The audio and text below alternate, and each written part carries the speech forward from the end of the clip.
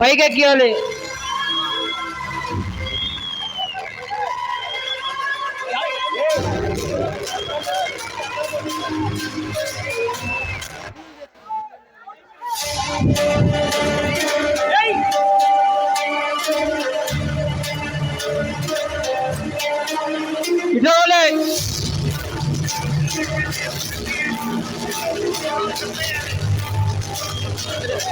ఇట్లా లేపడు గుర్రం స్టప్ వేయాలమ్మా.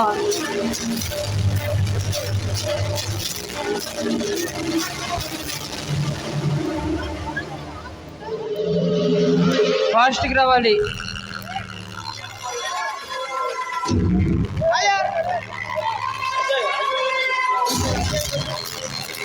పైకి ఎక్కుతుంది, జాగ్రత్త.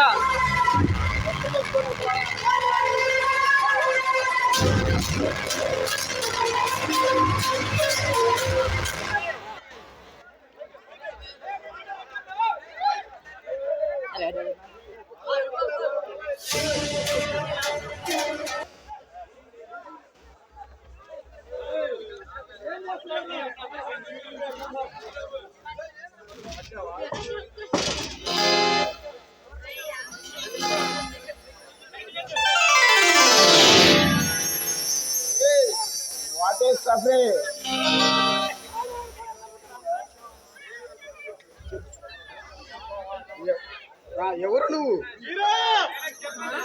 చెప్పలేదు నువ్వు.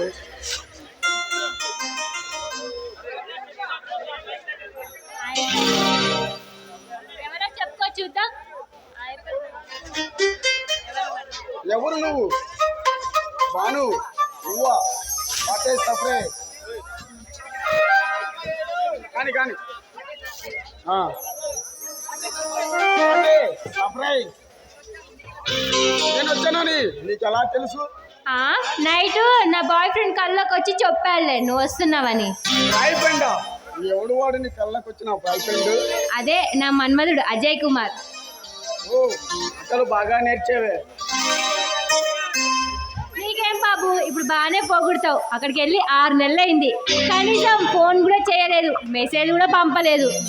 చూడు బాను, నేను ట్రైనింగ్ లో ఉండి నీకు ఫోన్ చేయడం కుదరలేదు. నీకు ఫోన్ చేద్దాం అనుకున్న టయానికి నువ్వే ఇలా వచ్చావు. నీకేం అలానే ఉంటుంది, కానీ మా ఆడల మనసు ఆగలేదు కదా. నీకున్న ఆలోచన నాకు లేదనుకుంటున్నావా? నిజమే కదా.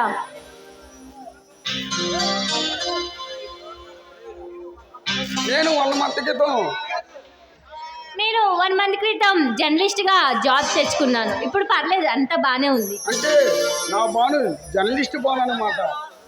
సర్లేండి, మీ పొగడతలకేం కానీ ఇక్కడే ఉంటారా, మళ్ళీ డ్యూటీ అంటూ ఎక్కడికైనా వెళ్తారా? లేదు బాను, నన్ను ఈ ఏరియాకి ఇన్స్పెక్టర్ గా పంపించారు. అమ్మాయ్యా, చాలా థ్యాంక్స్. థ్యాంక్సా? ఇప్పుడు నేను ఏం కనికారం చేశాను థ్యాంక్స్ అంటున్నావు? మళ్ళీ డ్యూటీ అంటూ ఎక్కడికైనా వెళ్తారేమోనని అనుకున్నాను. లేదు బాను, ఇప్పటి వరకు వెళ్ళేది ఆడక లేదు. చూడు అజయ్, నేను జర్నలిస్ట్ అయినా కానీ నాది ఆడదాని మనసే.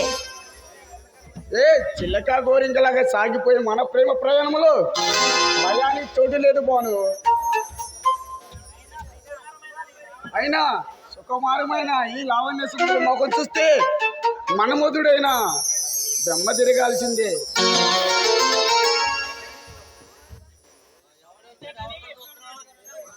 కానీ కానీ ఏమో అజయ్, నీకు మాత్రం అలానే ఉంటుంది, కానీ నీతో మాట్లాడుతుంటే నాకు టైమే తెలియట్లేదు. నాకు మాత్రం నీకున్నంత తొందర నాకు లేదనుకుంటున్నావా?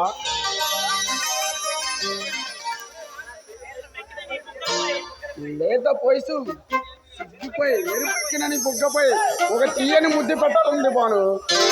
అమ్మ ఆశ అవన్నీ పెళ్ళైన తర్వాతే. కోపం లేడు.